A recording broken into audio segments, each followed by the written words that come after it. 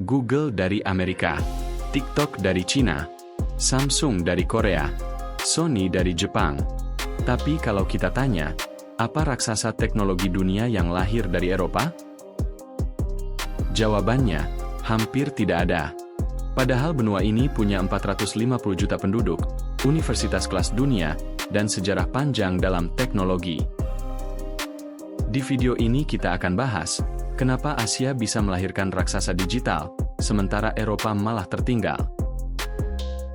Pertama kita lihat dulu Asia.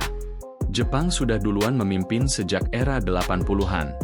Sony dengan Walkman, Nintendo dengan game, Panasonic dengan elektronik rumah. Korea Selatan menyusul dengan LG dan Samsung. Dua brand yang sekarang menguasai pasar ponsel dan elektronik dunia. Dan dalam 2 dekade terakhir, giliran Cina. Dari nol, tapi sekarang mereka punya Huawei, Tencent, Alibaba, BD, dan ByteDance TikTok. Lalu apa rahasia mereka? Pasar dalam negeri yang besar, dukungan pemerintah, dan perusahaan yang berani membuat produk langsung untuk konsumen. Sekarang kita kembali ke Eropa. Masalah pertama adalah regulasi. Setiap negara di Eropa punya aturan sendiri. Pajak beda, bahasa beda, izin usaha beda. Startup yang mau berkembang harus melewati semua hambatan itu. Akibatnya, energi mereka habis hanya untuk menyesuaikan diri.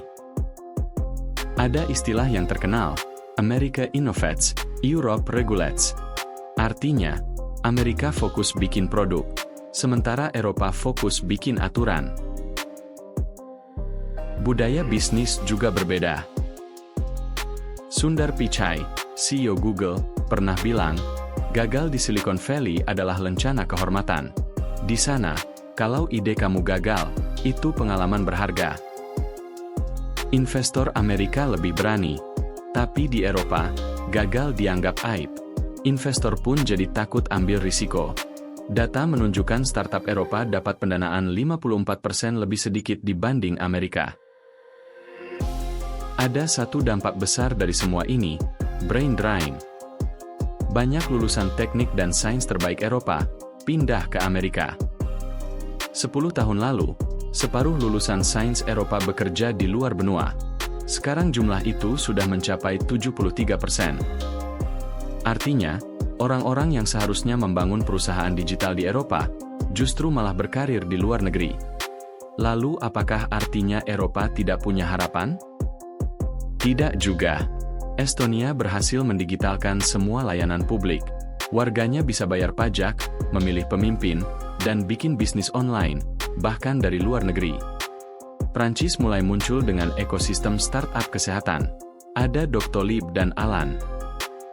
Uni Eropa juga meluncurkan program besar, European Chips Act dan I-Act untuk mengejar ketertinggalan. Eropa punya otak, uang, dan infrastruktur. Tapi tanpa budaya berani ambil risiko, sulit lahir raksasa teknologi konsumen dari sana. Pertanyaannya, apakah Eropa akan puas dengan hanya jadi pembuat aturan? Atau mau ikut ambil bagian dalam membangun masa depan digital?